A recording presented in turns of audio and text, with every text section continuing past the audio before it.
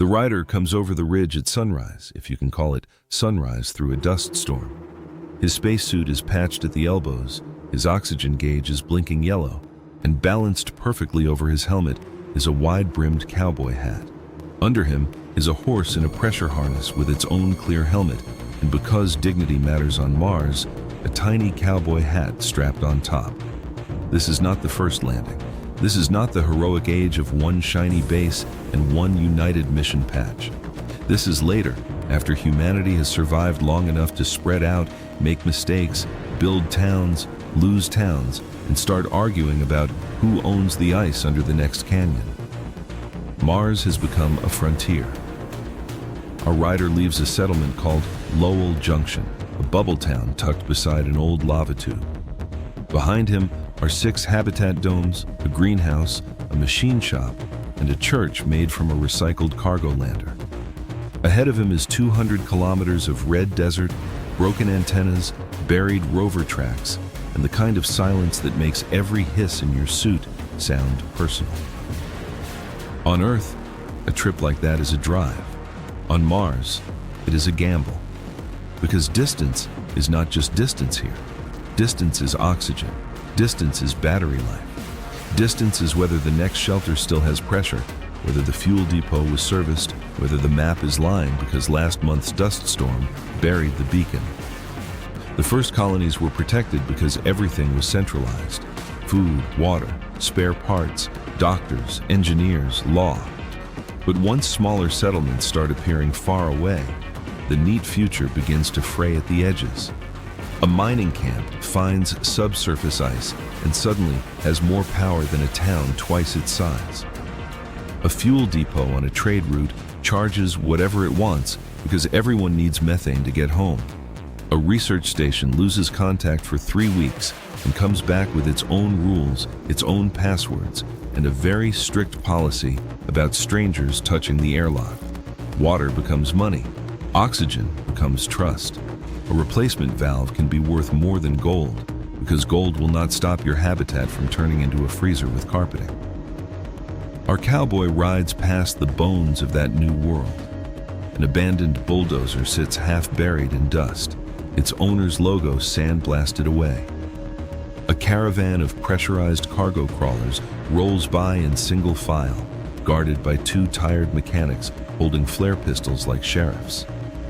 A lonely woman at a relay station trades him a battery pack for 3 greenhouse tomatoes and a song downloaded from Earth.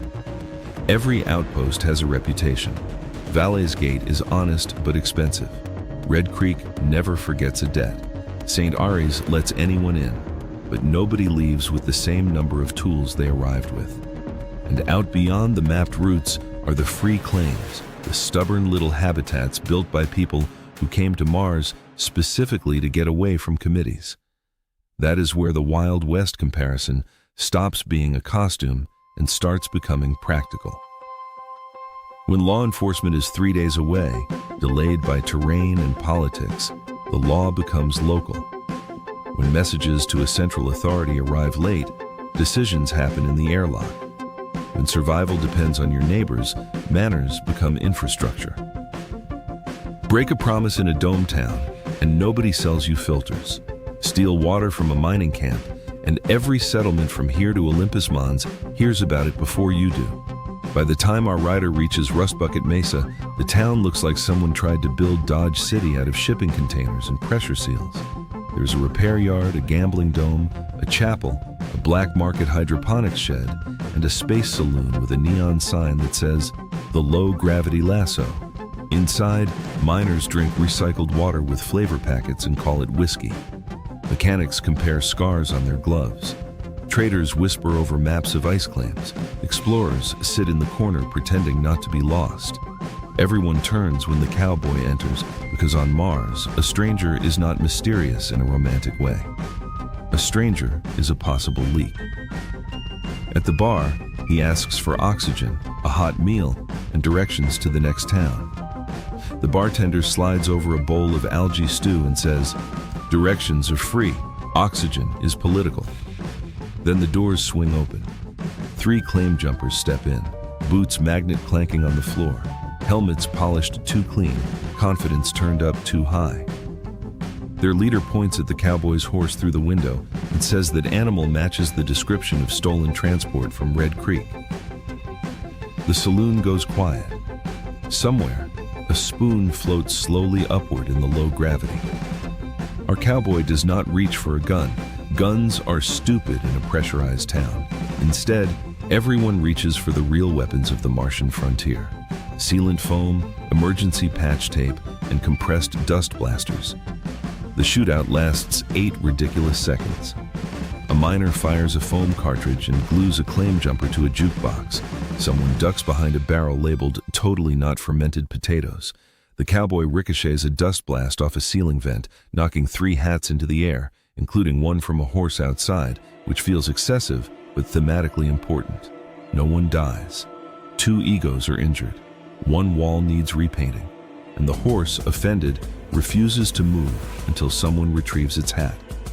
By sundown, the dispute is settled the Martian way, not by a distant court, but by logs, witnesses, reputation, and the uncomfortable fact that everyone still has to share the same air. That is the strange truth of the Martian frontier.